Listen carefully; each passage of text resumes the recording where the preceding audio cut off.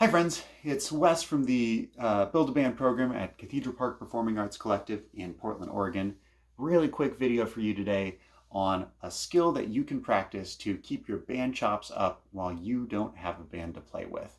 And that skill is improvising. Improvising is a fantastic skill that you can work on to uh, improve your ability to create a solo on the fly.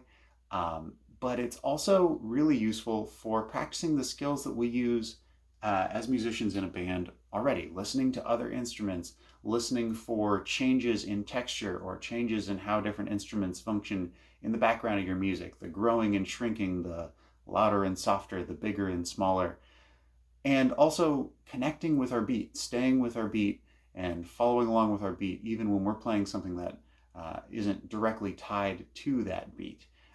It's a really good skill to practice, and it's something you can do at home without anyone helping. What you want to do is you want to take a look at tracks called backing tracks that are available by the dozen on YouTube. So if you type in backing track with a couple indicators into YouTube, what you're going to get are these really great videos that allow you to jam out by yourself. I'm going to give you a quick couple hits on what to look for, and then I'll give you a demonstration. Three things you want to look for in a backing track. One, you want to specify the style. So if you're looking to play hard rock, type in hard rock backing track. If you're looking to play funk, funk backing track. If you're looking to play blues, blues backing track. Nearly limitless styles out there. So find the one that works best for your music.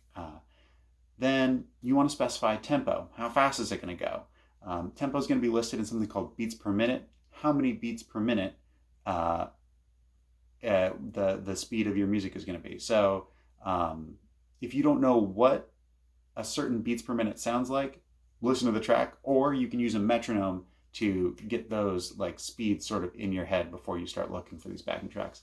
Third thing that you can use to narrow down the search for these backing tracks is the key. And key is actually going to be the thing that affects your playing the most. It's going to determine the notes that are most readily going to fit against the chords that are being played in the backing track of the music. Key is also the most complicated thing, so I'm going to give you just a couple recommendations for scale patterns to use. I can't specify what that would look like on every instrument, but there are a lot of resources online specifically for guitar, but also a lot of other instruments that you can take a look at if you are looking to use these scales for improvising.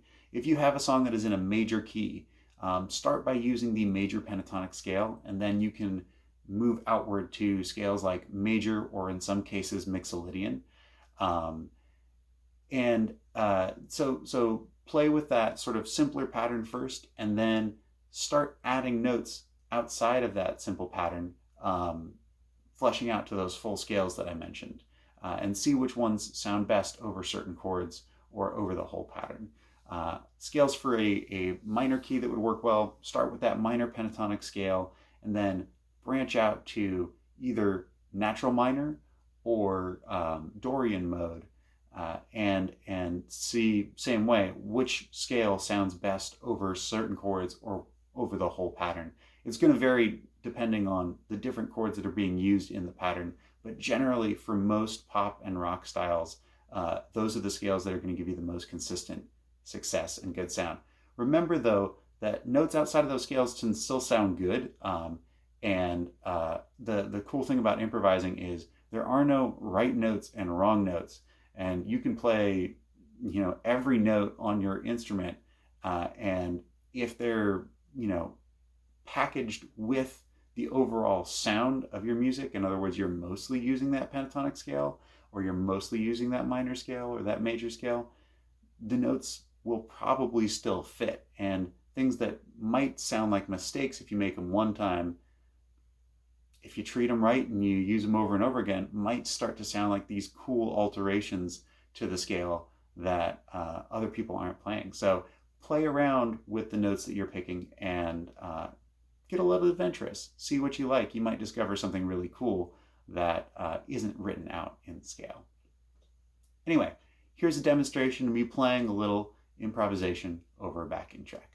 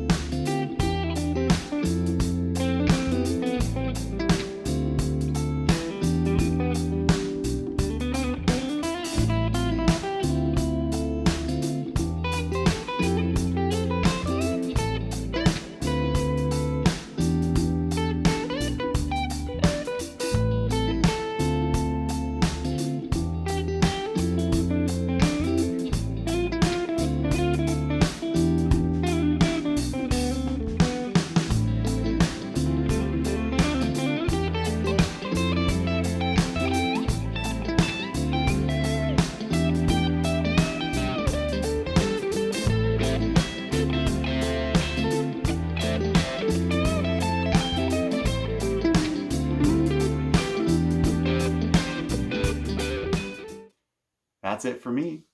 Check us out at Cathedral Park Arts on Instagram and Facebook, and at cathedralparkarts.org if you're interested in signing up for our spring classes, including Build a Band.